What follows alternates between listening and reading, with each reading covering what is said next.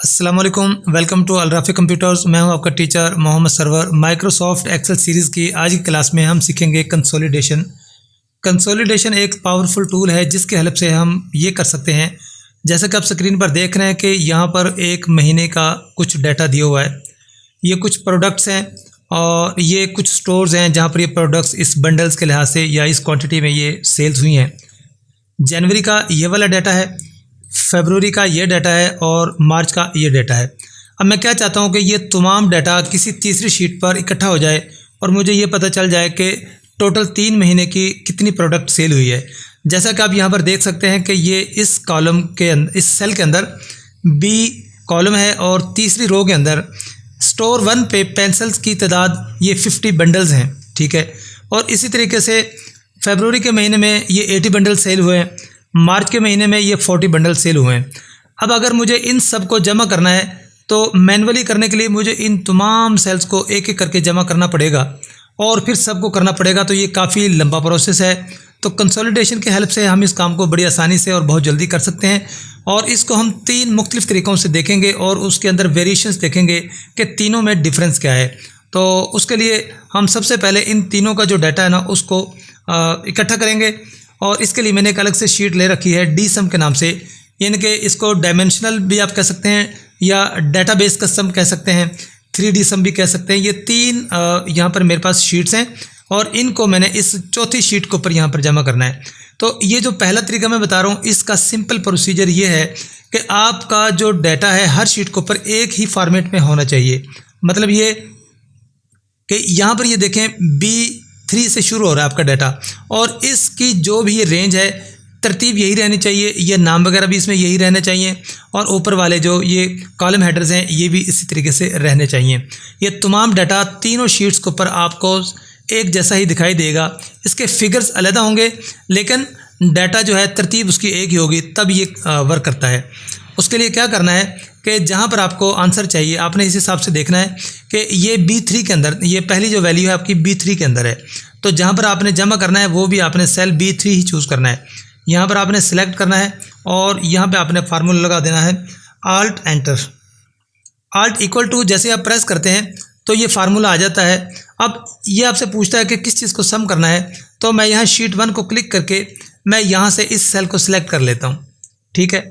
अब इसको सिलेक्ट करने के बाद अब मैं क्या करता हूँ, अपने कीबोर्ड से शिफ्ट को प्रेस करता हूँ और ये जो नीचे शीट्स नज़र आ रही हैं शीट 1 के अंदर तो मैंने सेलेक्ट किया है और ये जो तीसरी शीट है इसको शिफ्ट के साथ सेलेक्ट करता हूँ, तो तीनों शीट्स जो हैं वो आपस में ये एक सीरीज़ के अंदर सेलेक्ट हो जाती हैं। अब मैं एंटर प्रेस करता हूँ तो आप देख सकते हैं कि यहाँ पर आपको ये टोटल जो है इसका मिल जाता है।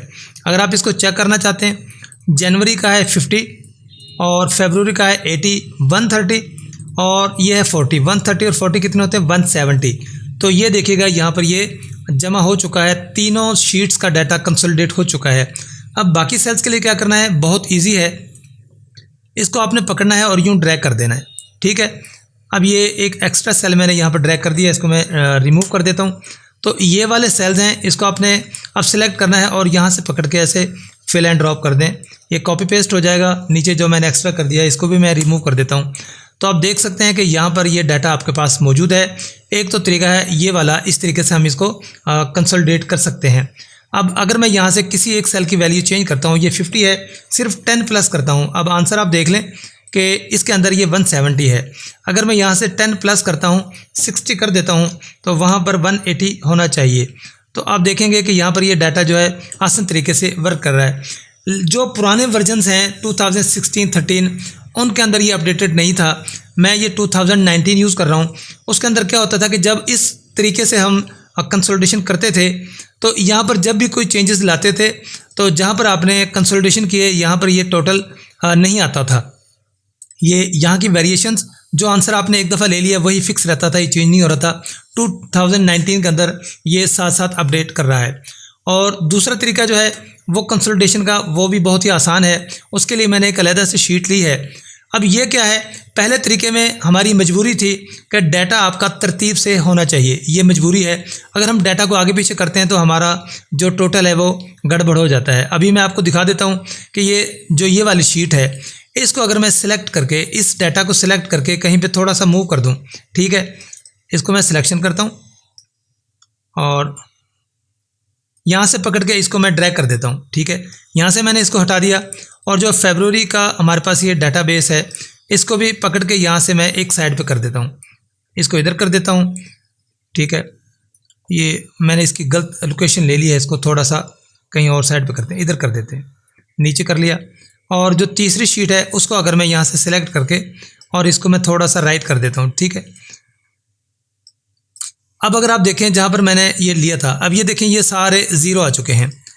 इस प्रोसीजर के अंदर वर्क तो हो जाता है, लेकिन शर्त क्या है कि तीनों के तीनों आपके एक ही पोजीशन में होने चाहिए।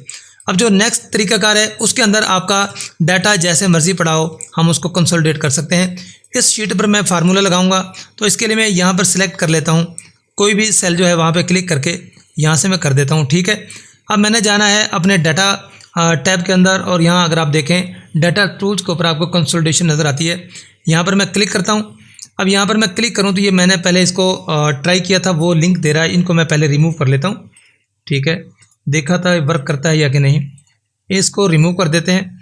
और अब क्या करना है कि यहाँ पर सबसे पहले तो आपने ये देखना है कि यहाँ पर आप करना क्या चाहते हैं। तीनों शीट्स का आपने सम करना है, उनको काउंट करना है सेल्स को, या उसकी एवरेज मिनिमम मैक्सिमम जैसा कि हम पहले कर चुके हैं, उसमें से जो भी आपने यहाँ पर फंक्शन अप्लाई करना है आप वहाँ चूज़ कर लें। चूँकि मैं जमा करना चाह रहा हूँ तो मैं सम को सिलेक्ट करूँगा। अब यहाँ से मैं सिलेक्ट रेफरेंस मांगता है वो। ठीक है, यहाँ पे मैं जैसे क्लिक करूँगा तो मैं शीट 1 पे जाता हूँ और अपना ये डाटा सिलेक्ट कर लेता हूँ। यहाँ दोबारा क्लिक करके और मैं ऐड पे क्लिक कर दूँगा तो ये मेरी पहली शीट जो है वो उसने ऐड कर दी है। दोबारा से मैं यहाँ पर फिर क्लिक करता हूँ। ठीक है, इसको सिलेक्ट करके अब मैं दोबारा फरवरी भी जाता हूँ। फरवरी का जो डाटा है उसको मैं यहाँ से सिलेक्ट कर लेता हूँ और यहाँ आके इसको भी मैं ऐड कर देता हूँ। और इस तरीके से अब मैं जो तीसरी शीट है उसको भी यहाँ से सिलेक्ट करूँगा। ठीक है, यहाँ पे मैंने मार्च में जाना है और ये अपना डाटा सिलेक्ट करके यहाँ से जैसे मैं क्लिक करूँगा और उसके बाद मैं ऐड करता हूँ। अब ये तीनों शीट्स का डाटा यहाँ पर ये आप देख सकते हैं, जनवरी फरवरी और मार्च जो है यहाँ पर ये ऐड हो चुका है। अब अगर इसको मैं ओके करता हूँ, इससे पहले ये बाय डिफ़ॉल्ट ये चेक लगे नहीं होते। आपने यहाँ पर टॉप रो और लेफ़्ट कॉलम, यानी कि टॉपर रो जिस पर हेडर कॉलम आते हैं वो वाले, और लेफ़्ट जहाँ पर वो हमने नाम वगैरह लिखे हैं अपने प्रोडक्ट्स के, उनको आपने चेक लगा देना है और इसको ओके करना है। जैसे ही आप ओके प्रेस करते हैं तो आप देख सकते हैं कि आपके टॉपर हेडर्स और ये कॉलम हेडर्स जो हैं, ये रो हेडर्स ये आ जाते हैं और ये सारा इस तरीके से वर्क करता है। अब अगर इसके अंदर मैं कोई चेंजेस लाता हूँ, देखिए ये तमाम हमारी जो तीनों शीट्स हैं इनका डाटा बेतरतीब है, कोई तरतीब से नहीं है। लेकिन कंसोलिडेशन का जो हमारा मेन टॉपिक था वो यही फंक्शन है कि इसकी हेल्प से हम इसको आसानी से कर सकते हैं। और अगर मैं यहाँ पर ये चेंज करूँ, जैसा कि मैंने पहले 50 लिखा था, ठीक है, और बाद में 60 किया, मैं इसे दोबारा 50 करके एंटर करता हूँ, तो आप देखेंगे कि कंसोलिडेशन के अंदर क्या है कि ये 180 है। ठीक है, मैंने तो अभी 10 कम किया है और ये 180 का 180 ही है। इसने जो मैंने पीछे चेंजेस किए हैं उसके मुताबिक यहाँ पर चेंज वैल्यू को नहीं किया। इन वैल्यूज़ को कैसे मेंटेन करना है कि अगर मैं अपनी जो बेसिक जो मेरी सोर्स फाइलें हैं, जो सोर्स शीट्स हैं, अगर वहाँ पे मैं कोई अपने डाटा में चेंजेस लाता हूँ तो जहाँ पे मैंने कंसोलिडेशन किए यहाँ पर भी साथ साथ में चेंजेस होती रहे।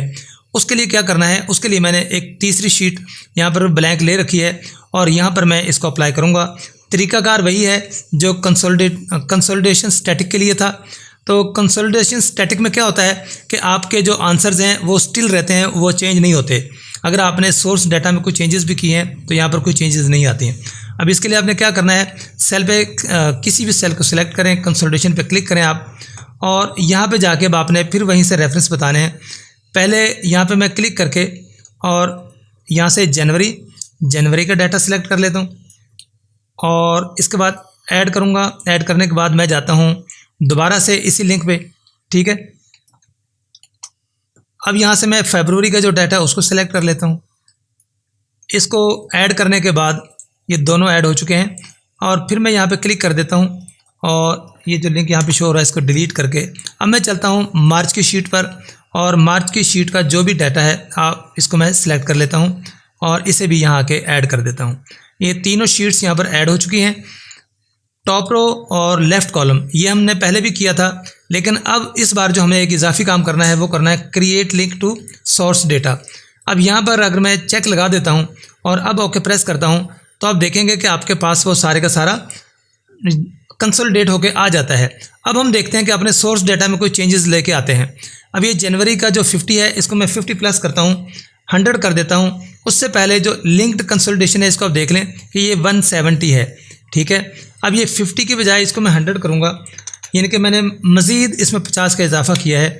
तो अब देखते हैं कि यहाँ पर जो कंसोलिडेशन लिंक्ड है यहाँ पर 220 हो जाता है, लेकिन जो स्टैटिक है वो 180 ही है, जो हमने पहले लिया था सेम वही है।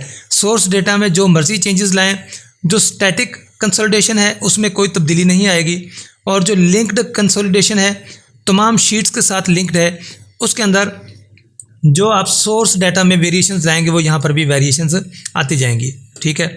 अब कंसोलिडेशन के साथ अगर आप देखें तो यहाँ पर आपको कुछ चीज़ें और दिखाई दे जाती हैं। यहाँ पर ये आपको प्लस के सिंबल दे रहे हैं। ये प्लस के सिंबल्स दरअसल कुछ भी नहीं, ये ग्रुपिंग की हुई है। अगर मैं यहाँ से किसी एक प्लस के निशान पर क्लिक करता हूँ तो आप देखेंगे कि यहाँ पर कंसोलिडेशन 1, अब इसको थोड़ा सा मैं एक्सपांड कर लेता हूँ तो ये कंसोलिडेटर 1 और 2, 3 इस तरीके से इनके नाम लिखे, कंसोलिडेशन 1, ठीक है। अब ये क्या है कि ये मेरी शीट 1 है, ये शीट 2 है और ये शीट 3 है। जनवरी का डाटा ये वाला, फरवरी का ये वाला, ये मैंने सिलेक्शन करते वक्त शायद यहाँ पर थोड़ी गड़बड़ कर दी है, तो ये जनवरी का डाटा यहाँ पर दरम्यान में शो कर रहा है। सिलेक्शन मैंने इसके दरम्यान में रखी थी इसलिए ऐसा हो गया। बाकी तीनों महीने का डाटा यहाँ पर शो करता है ये, ठीक है। और इसी तरीके से तमाम ग्रुप्स आपको यहाँ पर दिखाई दे जाते हैं। अब इस माइनस को क्लिक करूँगा तो ये दोबारा से इकट्ठा हो जाता है। अब ये 3 सेल्स हैं, शीट 1, शीट 2, शीट 3, और इनका जो टोटल है वो आपको यहाँ पर मिल रहा है। ये था लिंक्ड कंसोलिडेशन। स्टैटिक कंसोलिडेशन करें या लिंक्ड करें, दोनों के तरीके से ये बेहतरीन तरीके से वर्क करता है। और अगर आपको इसके समझने में या वर्क करने में कोई भी प्रॉब्लम है तो मुझे कमेंट सेक्शन में कमेंट कीजिएगा, मैं इंशाल्लाह आपको रिप्लाई करूँगा और समझाऊँगा कि इसका मज़ीद आप क्या कर सकते हैं। और ये ऊपर से आप देखें तो यहाँ पर ये 2 का है, अगर मैं 2 पे क्लिक करता हूँ तो ये तमाम के जो ग्रुप्स हैं उनको ओपन कर देता है, और अगर यहाँ 1 पे क्लिक करता हूँ तो ये ग्रुप्स को इकट्ठा करके आपको सिर्फ कंसोलिडेशन दिखाता है, उसके सम दिखाता है, और आपकी जो सोर्स रिसोर्सेज हैं उनको नहीं दिखाता। तो उम्मीद है कि आज की क्लास से आपने कुछ सीखा होगा। क्लास अच्छी लगी है तो लाइक कर दीजिए, और चैनल को अभी तक सब्सक्राइब नहीं किया तो सब्सक्राइब कर दें, और इस वीडियो को तमाम मीडिया पर शेयर कर दें। मिलते हैं अपने नेक्स्ट वीडियो में किसी नए टॉपिक के साथ, तब तक के लिए इजाज़त दीजिए। अल्लाह हाफिज़।